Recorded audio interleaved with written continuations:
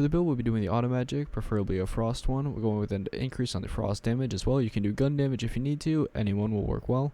Go with the curse squid for the extra 100% damage as well as increased gun damage on my anointment. We'll go with an amulet that has an all damage dealt in any category as well as any element, preferably ice or poison, but lightning works just as well. We have some Brr-zerker power on it, but that's not necessary. We're going with the Buffmeister, preferably you'll want a nice one as well. Get the increased ability damage or gun damage, damage dealt, anything like that. We're using the Mosquito's Mantle for the fact that the crossbows double dip into a lot of the skills that you have, if not all of them, which means your damage just kind of gets ramped really highly up. We'll be going with 2 Shark's Banes, going for the gun damage on these as well as the increase whenever hitting a critical hit. One of them has shotgun critical hit damage, one has pistol critical hit damage. Doesn't matter, you can get whichever kind you need. I tend to switch between guns, so that's why I have both of them. Then we'll be using the Twin Soul, not for any particular reason, but we have the enchantment on it for status effect, chance, and damage. As well, we have Caustic and Echo. Caustic giving us 30% bonus status effect, chance, and damage for 10 seconds after we do a melee attack, and Echo doing 10% of all non-melee damage dealt by the Fate Maker over the last 10 seconds as bonus damage, which you'll see in some of the kills. I'll do a melee attack, and then it'll immediately hit for another 6 million or so on the next strike from the ability. Heading on over to the skills, we're using Blightcaller's Plague Storm. The Plague Storm periodically creates elemental bolts targeting a random number of enemies underneath it, dealing ability damage of a random elemental damage type, equal to the damage stored split among all targets and clearing all stored damage.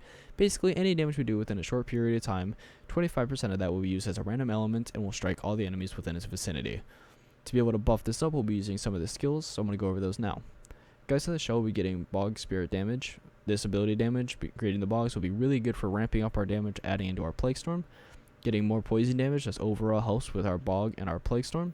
We'll be getting more fire rate from Hex, getting better ability damage out of War's Curse. Getting Bogged Down will allow us to soak, doing more damage on Frost. Getting Burnt Offering gets us more gun damage. Frostbite gets us better critical hit chance, and Toxicity gets us better poison damage for critical hit damage.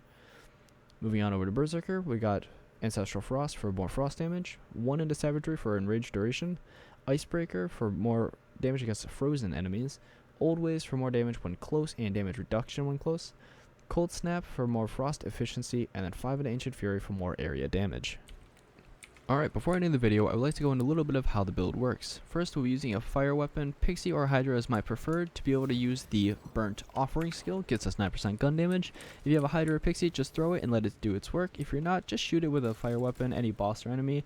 It'll work just as fine. The status effect might be harder to maintain though. Then we'll switch to our main weapon, mine's the auto magic, and we'll be using the Plague Storm, and then using your Buffmeister, breaking your shield, and aiming for critical hits. If you have a sword that has Echo or Caustic on it, mine has both. Caustic gives you effect chance and damage for 10 seconds by 30%, and an Echo, which gives you melee attack, deals 10% of all non-melee damage dealt in the last 10 seconds.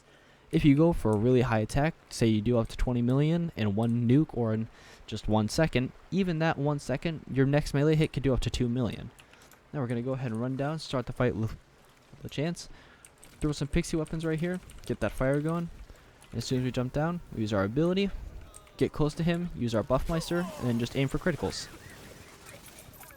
Now if we check the photo mode, you see a lot of damage in there. The damage kind of varies, 17k, 11k, 12k. You'll see other ones that'll hit a lot higher. Right now we're going to try to look for what main damage we did. Right here you can see the 3 million in there on the fire. 15k, 11k, 21k, 825k. Right now, if we added all this damage together, my next melee swing would still probably hit for up to 1 million just because of all the damage I've done before, which you can see on the screen here. That's just a short explanation of how this build actually works. Hey friends, thanks for stopping by the video. I hope it helps you guys and I hope you all enjoyed. I'll be making a Blightcaller Clawbringer class build in the next few days, so do expect that video soon. If you have any questions, let me know in the comments below. If this video really did help you, please leave a like. It helped me get my content out there just a little bit more. Till next time friends, wear your helmets.